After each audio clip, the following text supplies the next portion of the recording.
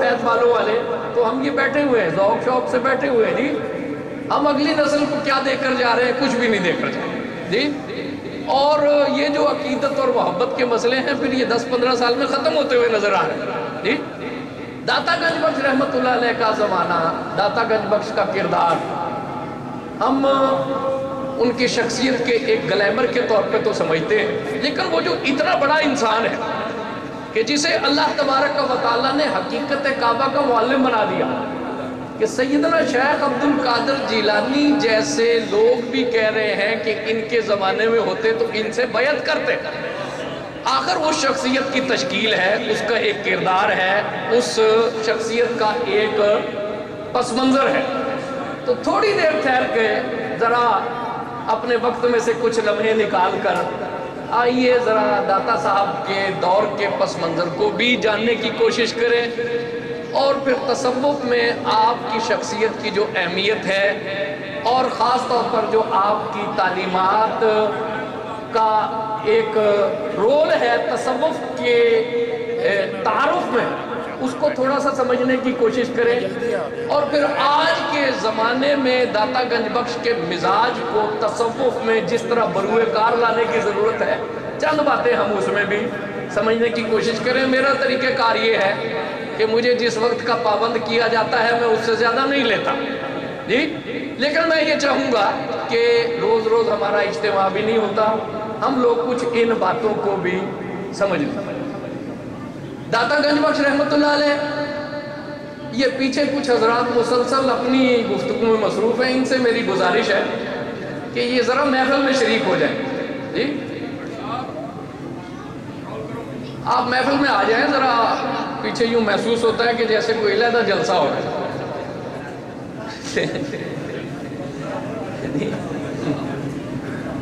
بعض اوقات تو یوں محسوس ہوتا ہے جیسے کچھ لوگ پیچھے ایجیٹیشن کر رہے ہیں کہ محفل ختم کر. ٹھیک ہے. داتا گنج بخش رحمت اللہ علیہ کا زمانہ 4 صدی ہجری کا زمانہ ہے. اور یاد رکھیں کہ جب ایک زندہ دین، زندہ تہذیب، زندہ سوچ اور زندہ نظریہ زمانے میں ظہور کرتا ہے نا، تو اس کے اثرات ہوتے ہیں. اور زمانے میں جو قوتیں موجود ہوتی ہیں جن کو اس زندہ نظریے سے کوئی خطرہ ہوتا ہے وہ اس کی مزاحمت بھی کرتی ہیں. اسلام کے ساتھ بھی ایسا ہوا. اسلام اپنے ظہور کے پہلے دن سے اس کا مقابلہ طاغوتی سازشوں سے رہا. احمد ندیم قاسمی کا کیا خوبصورت شعر ہے کہ اب بھی ظلمات فروشوں کو گلا ہے تجھ سے، اب بھی ظلمات فروشوں کو گلا ہے تجھ سے، رات باقی تھی کہ سورج نکل آیا تیرا. تو رات باقی تھی کہ سورج نکل آیا تیرا، اب بھی ظلمات فروشوں کو گلا ہے تجھ سے، رات باقی تھی کہ سورج نکل آیا تیرا جی. تو اسلام کے ساتھ بھی جب اسلام کا ظہور ہوا تو بہت سے عوامل، اسلام ترقی کرتا گیا. حضور اکرم صلی اللہ علیہ وسلم کی ذات ظاہر ہے کہ کائنات کا منبع و مصدر ہے. نبی کریم صلی اللہ علیہ وسلم ایک دعوت کو لے کر اٹھے ہیں، پھر کون ہوگا کہ جو اس دعوت کو روکے جی؟ نور خدا ہے کفر کی حرکت میں خندہ زن، پھونکوں سے یہ چراغ بجھایا نہ جائے. پھر حضور اکرم صلی اللہ علیہ وسلم جو نسل تیار کر گئے، حضور جن لوگوں کو تیار کر گئے، سیدنا ابو بکر صدیق رضی اللہ تعالیٰ عنہ جی، صورت اور سیرت میں حضور اکرم صلی اللہ علیہ وسلم کے عکس ہیں اور صدیق اکبر ہیں جی.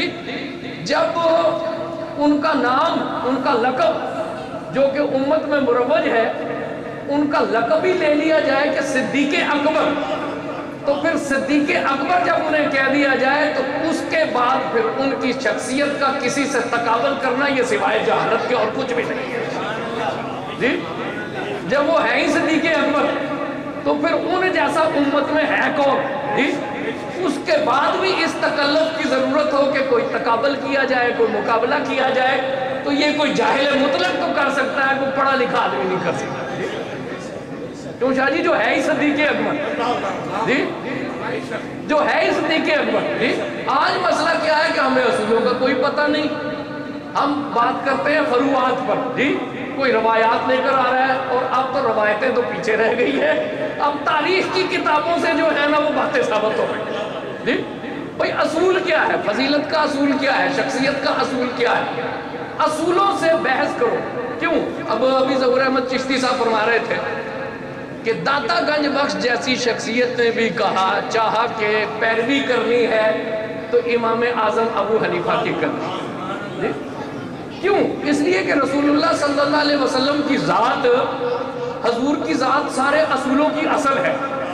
जिसने उसे देख लिया फिर उसको किसी और की पैरवी की ज़रूरत नहीं रही। जो हुजूर के मुसल्ले पे बैठ गया वो हुजूर के मुसल्ले का वारिस है, जो उनके बाद हजूर के मुसल्ले पे बैठा वो हजूर के मुसल्ले का वारिस है। खुलाफत राशिदा, जितने भी खुलफाए राशिदीन हैं, ये अपनी ज़ात में हुजूर के कामिल और अकमल नुमाइंदे।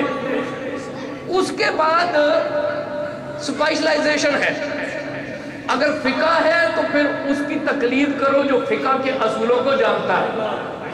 हदीस लेनी है तो उससे सुनो जो हदीस के तखरीज के असूलों को जानता है। अकीदा इख्तियार करना है तो फिर उसको पकड़ो जो अकीदों के असूलों को जानता है, जो अकीदे के असूलों को जानता है। अब ये देखें ना कि इमाम बुखारी की एक हदीस हो, सही मुस्लिम की एक हदीस हो, तो हम लोगों को कहते हैं कि फ़िक़ा के असूल, फ़िक़ा के मसले तुम खुद अखज़ ना करो, इसलिए कि जो हदीस है वो रसूलुल्लाह सल्लल्लाहु अलैहि वसल्लम की बात है, और हदीस से जो सुन्नत अखज़ होती है उस पर अमल किया जाता है। हदीस सुनी जाती है और सुन्नत पर अमल किया जाता है। ये एक लतीफ़ सी बात है कि हदीस सुनी जाती है और सुन्नत पर अमल किया जाता है। हदीस में से सुन्नत का तायुन करना हर कसो नाकस के बस की बात नहीं है। हदीस में से सुन्नत का तायुन वही कर सकता है जो इस तायुन के असूलों को जानता है। इसलिए जब अमल की बात आती है तो हम हदीस और बुखारी और मुस्लिम की तो सुनते हैं लेकिन अमल करते हैं अबू हनीफा के कौल पर जी, अबू हनीफा के कौल पर। और खुद इमाम बुखारी और इमाम मुस्लिम जो हदीस को नकल करने वाले हैं वो भी जब अमल करते हैं तो इमाम शाफी के कौल पर अमल करते हैं, अपनी हदीस की रवायत में अमल नहीं करते जी, क्योंकि वो समझते हैं कि हमारा काम हदीस की रवायत करना है, उसमें से सुन्नत का तायुन करना ये अबू हनीफा का काम है, ये इमाम शाफी का काम है, ये इमाम मालिक का काम है, ये इमाम हम्बल का काम है। तो जिसका काम उसी को साजे, जिसका काम उसी को साजे। तो ये देखें कि आज क्या कुछ लोग हैं जी, हदीस पढ़ ली और कहा नहीं जी हम तो हदीस पे अमल करेंगे, ये तो इमाम कहाँ से आ गए, हम तो भाई अल्लाह के बंदो, इमाम कहीं से नहीं आ गए, ये रसूलुल्लाह के दीन की खिदमत करने वाले लोग हैं और असूलों को बनाने वाले लोग हैं।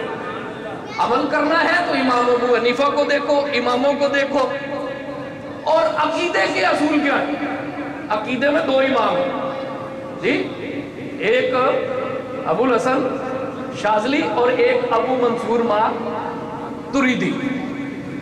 अकीदे की जब बात आती है तो फिर कुरान और हदीस की रोशनी में उम्मत देखती है कि अबुल हसन शाज़ली, अबुल हसन क्या कहते हैं, अशरी क्या, अबुल हसन अशरी क्या कहते हैं और अबू मंसूर मातुरीदी क्या कहते हैं। तो फिर उम्मत किसकी तरफ देखती है? अबू मंसूर मातुरीदी की तरफ और अबुल हसन अशरी की तरफ। इसलिए अबुल हसन शाज़ली तसव्वुफ़ के इमाम और अबुल हसन अशरी अकीदे के इमाम। तो आज आप ये देखें कि फितना क्या फैल रहा है कि अमल एक शख्स करना चाहता है, हम उसे कहते हैं बराह रास्त हदीस ना पढ़ो, शारे हदीस को देखो, शारे फ़िक़ा को देखो, इसलिए कि तुम्हें उन असूलों का पता नहीं है कि हजूर की सुन्नत का तायुन कैसे होता है। तो बुखारी और मुस्लिम की हदीस पढ़कर हम कहते हैं कि खुद अमल का तायुन न करो, अबू हनीफा से पूछो, शाफी से पूछो, मालिक से पूछो, हम्बल से पूछो, इसलिए कि जो इल्म उन्हें है वो इल्म तुम्हें खुद हासिल नहीं है। अब ये देखें ना, कुछ लोग कहते हैं जी हमने रफ़ा यदैन करना क्योंकि हदीस में आया, تو بات یہ ہے کہ حدیث میں رفع یدین کے 6 طریقے آئے ہیں، ایک نہیں آیا۔ رفع یدین کے 6 طریقے آئے ہیں، ایک نہیں آیا۔ تم اس میں سے ایک طریقے کو سنت کس اصول کی بنا پر کہہ رہے ہیں؟ جی اصول طے کرے گا ابو حنیفہ یا اصول طے کرے گا امام شافعی؟ تمہارے پاس تو کوئی اصول نہیں ہے، حدیث تو ہے لیکن تم اصولوں کو سمجھتے نہیں ہو، تم اصولوں کو سمجھتے نہیں ہو۔ تو دیکھو نا، فقہ کی بات آئے تو ہم کہتے ہیں، عمل کی بات آئے، اسلام کی بات آئے تو ہم کہتے ہیں ابو حنیفہ سے کنسلٹ کرو، اس لیے کہ وہ جاننے والا ہے، اور اللہ کا حکم ہے فَاسْأَلُوا أَهْلَ الذِّكْرِ إِن كُنتُمْ لَا تَعْلَمُونَ، خود نہیں جانتے تو جاننے والوں سے پوچھو۔ جی اور آج کا فتنہ کیا ہے کہ عمل میں تو ہم بخاری مسلم سے براہ راست استفادے کی اجازت نہیں دیتے، عقیدے میں لوگ آج ابن خلدون کی روایتیں پیش کرتے ہیں کہ جی ابن خلدون نے یہ کہا ہے۔ بھئی ابو منصور ماتوریدی سے پوچھو، ابو الحسن عشری سے پوچھو کہ عقیدہ کیا ہے۔ ابن خلدون، اعلیٰ حضرت کے سامنے ابن خلدون کا حوالہ کیا جائے تو وہ کہتے ہیں اس کا عقیدہ ہی مشکوک تھا، یہ تو معتزلی تھا، جی معتزلی تھا۔ اور چشتی صاحب کو بہت اچھی طرح پتا ہوگا کہ معتزلہ ایک فرقہ ہوا ہے، اور ان کا زیادہ انحصار وہ نقل کی بجائے اپنی عقل پہ زیادہ انحصار کرتے تھے۔ اور آج جو ہمارا شیعہ مکتبہ فکر ہے، ان کے عقیدے کے اکثر اصول معتزلہ سے لیے ہوئے جی۔ تو ابن خلدون کی روایتیں لے کر آ گئے ہو اور عقیدہ پیش کر رہے ہیں جی، اندازہ لگاؤ کہ بھئی ابو منصور ماتوریدی کیا کہتا ہے کوئی پتہ نہیں، ابو الحسن عشری کیا کہتا ہے کوئی پتہ نہیں ہے۔ عقیدہ تو اتنا نازک مسئلہ ہے، شرع عقائد نسبی ہمارے درس میں پڑھائی جاتی ہے جی، اور پڑھائی جاتی ہے نا جی۔ تو ایسی کتابوں کے مصنف عقیدے کا ایک سبق ہوتا ہے۔ آج لوگ، یہ میں فطروں کا ذکر کر رہا ہوں کہ جی ابن خلدون کی یہ روایت ہے، آپ یہ تو دیکھیں کہ تاریخ کا طریقہ کیا ہے، محدثین کا طریقہ کیا ہے، مورخین کا طریقہ کیا ہے۔ علم تاریخ کی تدوین اسلام سے پہلے تھی نہیں، پھر مسلمان مورخین اس کی طرف متوجہ ہوئے اور مسلمانوں نے آہستہ آہستہ اس کو جو ہے، لیکن جو معیار حدیث کی روایتوں کا تھا وہ تاریخ کی روایتوں میں قائم نہیں ہو سکا۔ مسلمان مورخین یہ کہتے تھے کہ دیانت کا تقاضا یہ ہے کہ ہر روایت کو درج کرو اور سند درج کرو، اور اس کے بعد اگر کسی نے اس میں سے عقیدہ بنانا ہے تو وہ عقیدے کے امام سے پوچھے، کسی نے اس میں سے فقہ نکالنی ہے تو وہ فقہ کے امام سے پوچھے، کسی نے اس میں سے تصوف نکالنا ہے تو وہ تصوف کے امام سے پوچھے جی۔ ہمارا کام ہے تاریخ کی روایت کو بیان کر دینا، اس میں سے عقیدہ بیان کرنا ہمارا کام نہیں ہے، اس میں سے اصول واضح کرنا ہمارا کام نہیں ہے۔ ہماری دیانت کا تقاضا یہ ہے کہ ہم جو ہے وہ روایت کو بیان کر دیں، یہ مورخین نے شروع میں طے کر دیا۔ اب آپ مورخین کے اس مزاج کو نہ سمجھیں اور کوئی تبری کی روایت لے آئے، کوئی مسعودی کی روایت لے آئے اور کوئی ابن خلدون کی روایت لے آئے اور بک بک کرے صحابہ کرام کے بارے میں، تو وہ جاہل مطلق نہیں ہے جی، وہ جاہل مطلق نہیں ہے۔ اسے یہ نہیں پتا کہ مسعودی نے طریقہ کیا لکھا ہے، تبری نے طریقہ کیا لکھا ہے، ابن خلدون کا طریقہ کار کیا ہے۔ تو جو اصولوں کا نہیں پتا، بعد میں امت نے یہ طے کیا کہ تصوف لا چاہنا ہے تو پھر رسالہ کشیریہ پڑھو، تصوف جاننا ہے تو کتاب النما پڑھو، تصوف جاننی ہے تو کشف المعجوب پڑھو، تصوف جاننی ہے تو فتح الغیب پڑھو، تصوف جاننی ہے تو احیاء العلوم پڑھو، عقیدہ جاننا ہے تو ابو الحسن عشری سے پوچھو، ابو منصور ماتوریدی سے پوچھو، عمل کرنا ہے تو ابو حنیفہ سے پوچھو، امام مالک سے پوچھو، امام شافعی سے پوچھو، امام احمد بن حنبل سے پوچھو۔ کیوں؟ امت باشعور تھی، یہ امت کا اس پر اجماع ہے۔ تو آج آپ اپنے معیار لے کر آ جائیں، آج آپ اپنی باتیں لے کر آ جائیں تو یہ تو کوئی بات نہیں جی۔ داتا گنج بخش رحمت اللہ علیہ کا زمانہ کیا؟ داتا گنج بخش رحمت اللہ علیہ، پھر آج تحقیق کے دور میں شاہ صاحب نے پی ایچ ڈی کی ہے ماشاءاللہ، ترجمے لے کے لوگ آئے ہوئے جی۔ ترجمے کو کبھی بھی مصدر تحقیق کسی بھی زبان میں نہیں بنایا گیا جی۔ کیوں؟ عربی میں اصطلاحات ہے، بعض ایک روایت ہے نا اس میں ہوتا ہے کیلا،